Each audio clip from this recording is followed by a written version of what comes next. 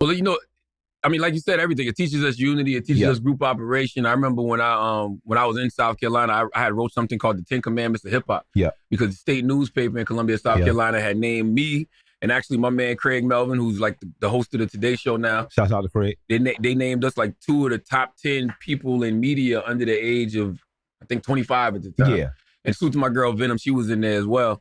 And what I wrote for was the 10 Commandments of Hip Hop. And the number one commandment was we have to love and support and protect our Black women. Amen. And I said, because they are the foundation of everything that we stand on, whether it's your mother, whether it's your grandmother. Don't get me wrong, our fathers and our uncles was there for us as well. But when it comes to like that spiritual side of us, like that nurturing side of us, it comes from them.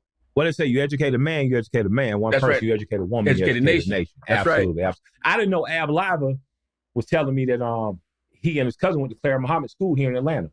They went to Claire Muhammad School. For those that talk about Black charter schools, things that Nation of Islam had schools, and those schools produce children much like the Wilson Academy that's here in Atlanta now. The Wilson Academy, former Ohio State player, has the Wilson Academy out in Lithonia, Georgia, produced a 13-year-old that got in his failure, have a 100% rate of putting kids in college. So a lot of times, I think Black people have gotten so addicted to the talking about failure that we don't talk enough about our successes.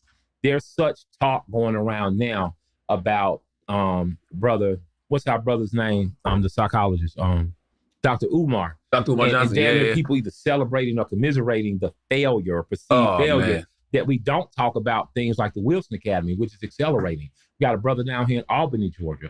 Forgetting his name right now, but that brother's teaching young men how to do everything from change tires to calculus and mathematics. We have a lot of success around us. Absolutely. And I've seen you. And I don't think Dr. Umar Johnson is a failure. I don't think he's a failure. And the reason we talk about him like as though he is. Yeah. I think anytime you woken up a mind, you haven't failed. Listen, I think Dr. Umar set out to do exactly what he said he was going to do. Yeah.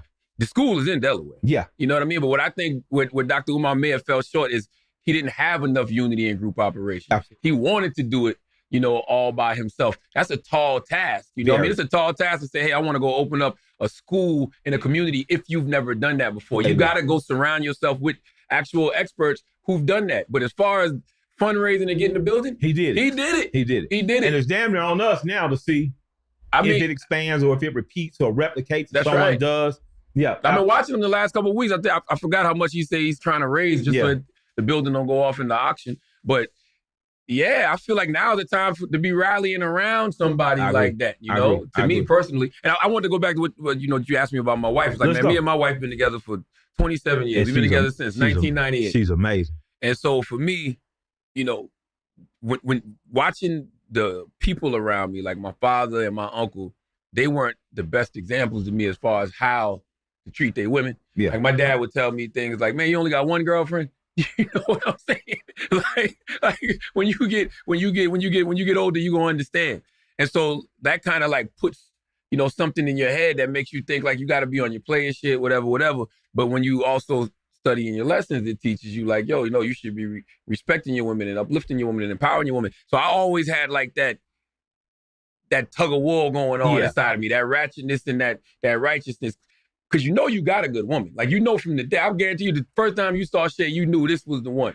That's how I always felt. Like, I knew from day one, that was the woman that I was going to marry and I was going to be with. So I had this telling me I need to treat her one way, but then I had the streets and my pops, them thinking I had to treat her another way. So that's always been a tug of war my whole life.